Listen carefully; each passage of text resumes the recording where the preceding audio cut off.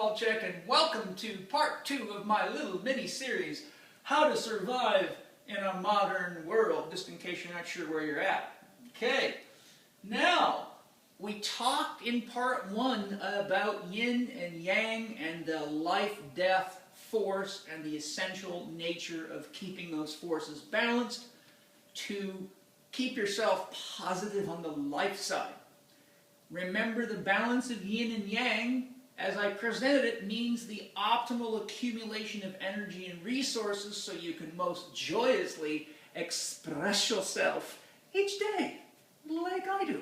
Okay, so what do we need now that we understand the life-death force? What are some absolute essentials for surviving in a modern world? Well, all I can share with you is what works for me. So, 1, have a dream worth living for. People that don't have a dream lack passion, they lack juice.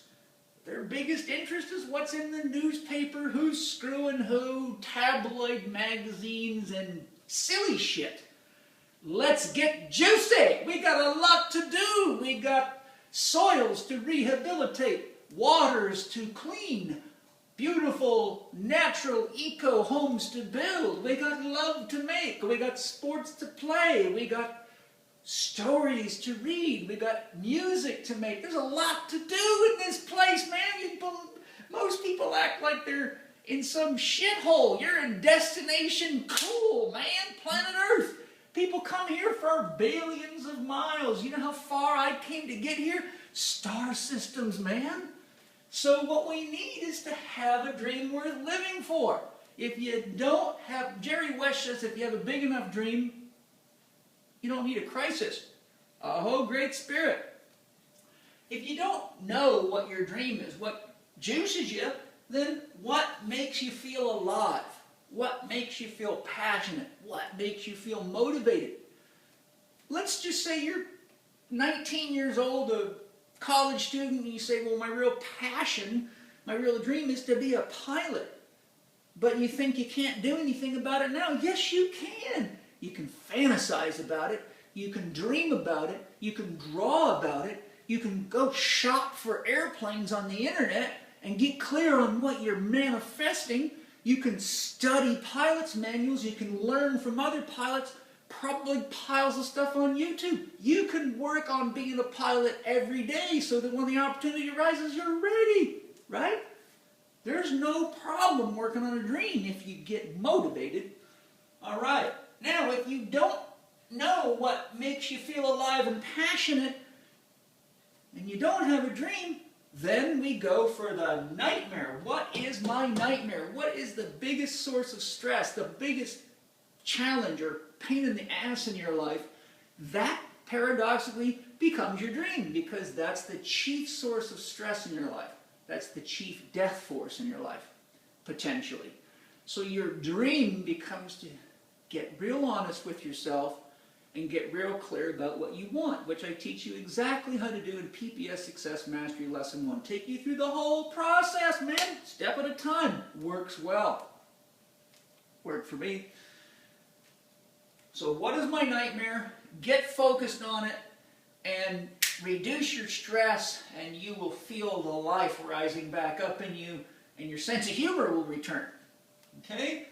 Once you know what your dream is, or what makes you feel alive, passionate, and motivated, and you're willing to live to do that, or you know which nightmare needs to be addressed now, then we have to have core values. Remember, your yes has no value until you learn to say no.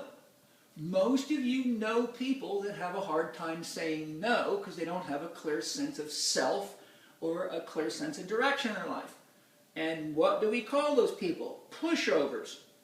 We call them doormats. They end up doing everything for everybody else, and those people often learn to get their sense of self-worth and self-value by being useful to other people's, but often at the expense of their own joy, their own freedom, and at the expense of being honest about their needs.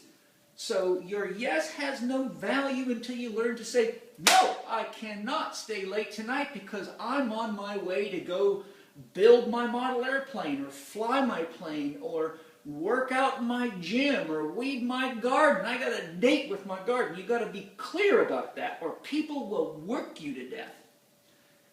Mostly doing their shit.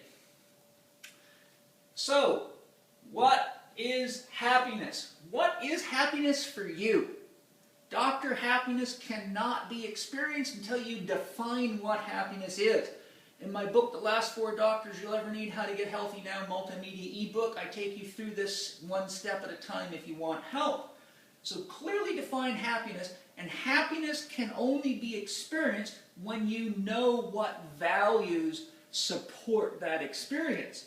So movement, how much movement and what type of movement do I need? How much working out versus how much working in? I explain that in my book, How to Eat, Move, and Be Healthy.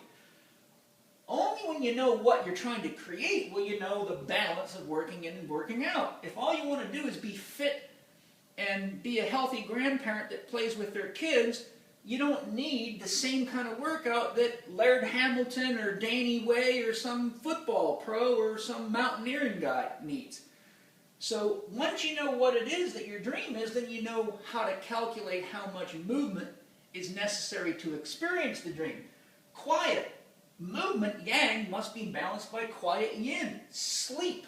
We all need at least 8 hours of sleep until proven otherwise. So far I haven't seen many that have proven it to me. Lots of people have told me they can get by on less, but once I start running tests on them, I find a lot more death than I do life. So be careful who you listen to.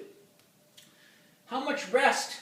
So we got sleep, but we got rest. Active rest, passive rest, doing something that you love to do at a reduced intensity, active.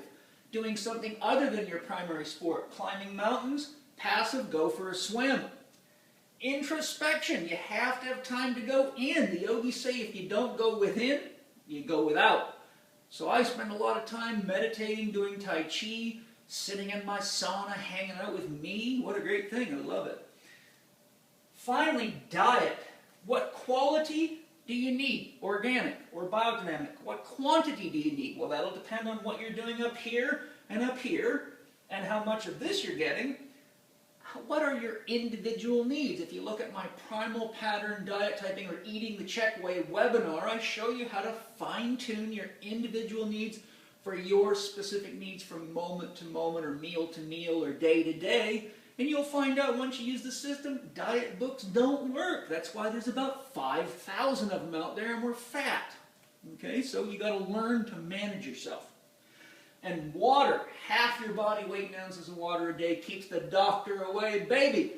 As Robert Rakowski says, the best solution for pollution is dilution. Water is nature's chief solvent, and Red Bull, soda pop, tea, bottled cat piss that they call water, 7 times filtered, that means 7 times dead. That's not real water. Water. High quality water, I show you what high quality water is in my book, How to Eat, Move, and Be Healthy.